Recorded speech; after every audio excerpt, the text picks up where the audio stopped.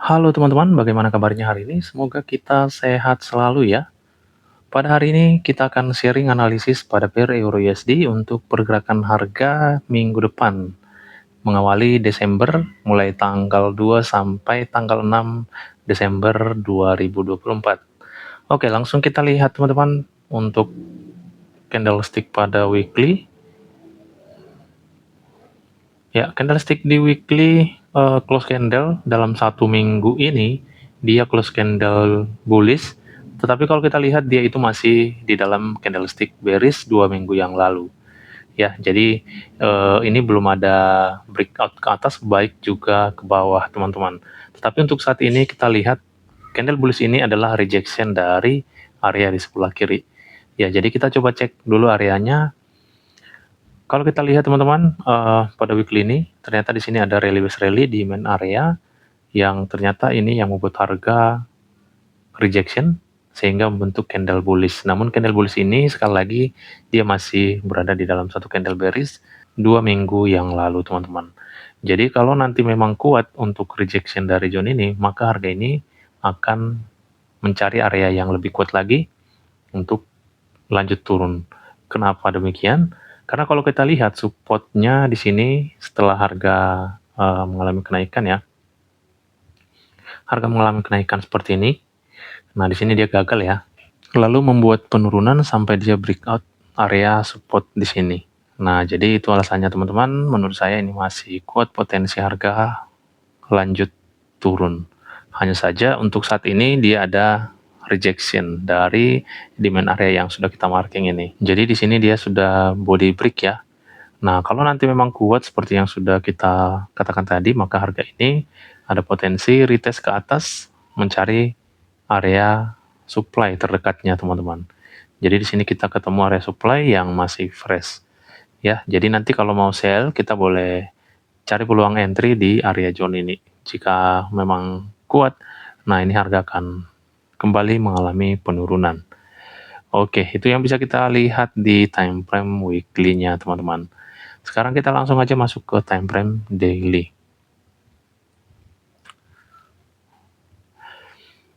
Oke, untuk time frame daily, nah ini tadi ya, jadi sudah ada break support area, sehingga harga masih potensi turun ya. Jadi untuk saat ini kalau melalui time frame daily, kita lihat ini rejection dan harga berada di area supply. Ya, untuk saat ini, supply ini belum berhasil di breakout. Nah, itu ya, harga masih berada di area supply ini. Apakah supply ini nanti kuat? Nah, tentunya nanti kita coba lihat ya, respon di area zone ini ya. Nanti kita cek pada time frame kecilnya. Jadi kalau nanti kuat teman-teman, maka bisa aja harga seperti ini. Tetapi jika tidak, harga ini akan lanjut ke area yang sudah kita marking di weekly tadi. Coba kita refine, ini dia ketemu pada area ini ya. Ini satu. Oke, satu lagi dia di zone ini. Oke, jadi inilah nanti teman-teman area yang menghalangi harga untuk pergerakan di minggu depan ya. Jika zone area ini berhasil ditembus, jadi kita coba marking dulu ya. Ya, jadi nanti bisa aja harga seperti ini ya. Jika dia mampu, nah maka akan mengalami kenaikan mencari area yang lebih kuat. Tetapi jika tidak, nah harga ini nanti bisa aja melakukan penurunan seperti ini. Nah, gitu teman-teman. Mencari area yang lebih rendah lagi di bawah itu. Oke, sekarang kita akan coba cek pada time frame H4-nya. Ya, untuk di H4 ini areanya resisten ya di sini ya. Ya, jadi di H4-nya kita refine itu di candlestick ini. Untuk pertama kali harga masuk ke zone ini, nah di sini teman-teman kita perhatikan adanya di sini dominan break sell ya. Oke, coba kita marking dominan break sell ini ya. Ya, itu ya, dominan break sell, satu candlestick bullish itu sudah di breakout. Nah, namun kalau kita perhatikan harga sempat mengalami kenaikan lagi, dia malah nge-sweep ya di sini ya. masif lalu turun lagi, nah ini naik lagi teman-teman. Jadi sepertinya ini kurang kuat ya, eee, untuk membuat harga turun ya minimal ke 161 ya. Jadi untuk saat ini menurut saya ya, di area zone ini, nah ini kita harus hati-hati untuk entry teman-teman. Melihat situasi dominan break ini. Kalau kita lihat dominan break ini, eee, setelah rejection ya, dia memang membentuk candle bearish ya, tapi di sini dia ada rejection lagi dan sudah ada candle bullish di sini. Nah, jadi ada potensi nih teman-teman, area ini ataupun dominan break ini fail. Nah, maka untuk itu nanti di minggu depan, kita hati-hati pada zone area ini. Ya, jika memang kuat teman-teman harusnya dia, mampu ya masuk ke zone 161. Tapi ternyata di sini dia masih mengalami kegagalan ya. Dia hanya mampu sampai kembali ke support area ini. Ya, jadi hati-hati nanti ya di minggu depan menggunakan area zone ini ya. Menurut saya sih masih potensi sih menembus area zone ini. Karena respon dari dominan break ini tidak begitu kuat saya lihat. Oke, jadi nanti yang bisa kita pantau kembali kalaupun kuat teman-teman, nah ini sebagai area entry kita tepat di zone 161.8 untuk open buy. Menurut saya lebih bagus menunggu di zone ini atau lebih bagus menunggu nanti setelah breakout seperti ini. Nah, itu lebih nyaman kalau menurut saya.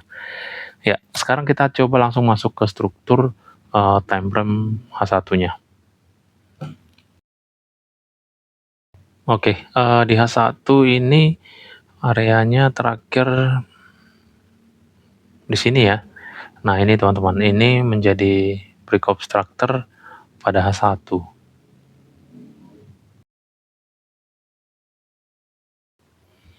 Oke, setelah itu harga turun ya sampai ke area demand ini tadi, lalu naik. Oke, masuk di area entry yang sudah kita marking ini ya. Nah, tadi dia terkonfirmasi pada time frame H4-nya, tapi kita masih ragu ya melihat respon ini ya. Seandainya kita melakukan open posisi, teman-teman, menggunakan dominan break ini, kita pasang SL di sini. Nah, ini kan sudah kena SL ya, karena dia sudah nge-sweep di situ ya. Setelah nge-sweep, dia ada penurunan kembali. Ya, tetapi saat ini dia sudah membentuk support yang baru di sini. Jadi saya lihat supportnya ini semakin naik ya. Nah, jadi hati-hati teman-teman menggunakan area dominan break ini karena menurut saya tidak begitu kuat ya.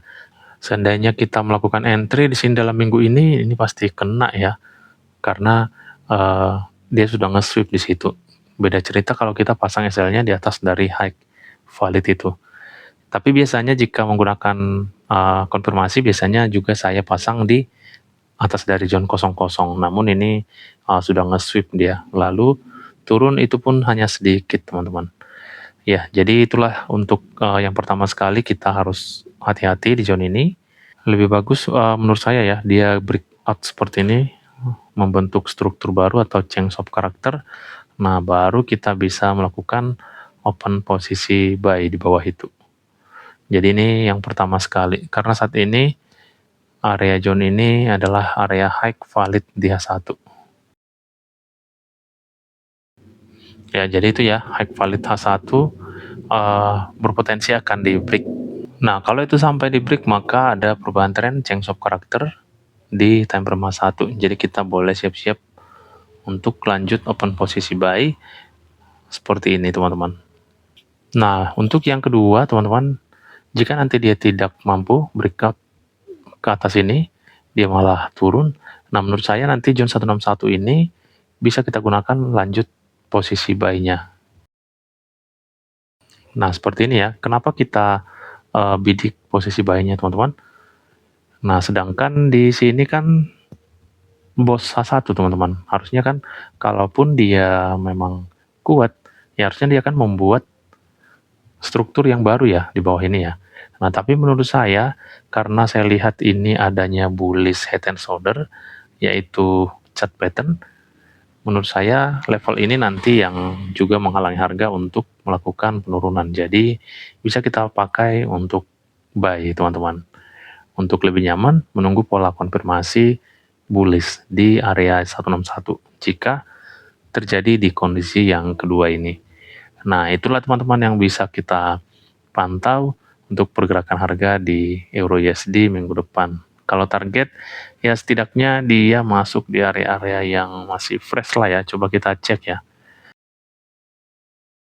Nah, ini kita marking di zone ini satu, next-nya itu, nah ini masih ada area yang masih fresh ya. Oke, next-nya, ya untuk area ini sudah tidak fresh ya.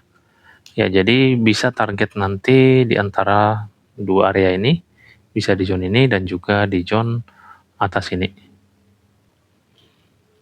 Oke, jadi seperti ini ya. Ini targetnya untuk minggu depan ini. Ini sudah lumayan ya. Kalau tembus di zone kedua, nah ini kita masih ada nih area yang sudah kita marking tadi di weekly, teman-teman. Jadi ada 3 area ini menurut saya sudah besar ini untuk target minggu depan ya. Nah, yang terakhir bagaimana teman-teman jika sampai dia tidak merespon juga pada zone ini ataupun tidak terkonfirmasi, maka potensi kuat banget itu akan membentuk struktur yang baru. Setelah bos ini berarti area yang kita marking ini, demand pada weekly-nya itu tidak kuat, artinya harga ini langsung mengalami penurunan kembali. Ya, jadi kalau kita ke daily tadi, artinya zone area yang kita marking ini dia tidak sanggup di break ya. Kalau itu memang tidak sanggup di break, ya sudah harga ini akan lanjut mengalami penurunan. Berarti demand ini tidak kuat teman-teman untuk membuat harga retest ke atas. Oke, jadi tinggal mencari aja area target di bawah ini di weekly lah ya, supaya lebih dekat ya. Ya, di bawah itu ya. Nah, itu kan masih ada nih area-area support di sini ya. Jadi itulah untuk jangka-jangka panjangnya teman-teman. Oke, itulah yang bisa kita bahas untuk potensi pergerakan harga di minggu depan pada per Euro USD ini. Semoga bermanfaat dan menambah wawasan untuk kita semua. Terima kasih, salam profit dan tetap semangat.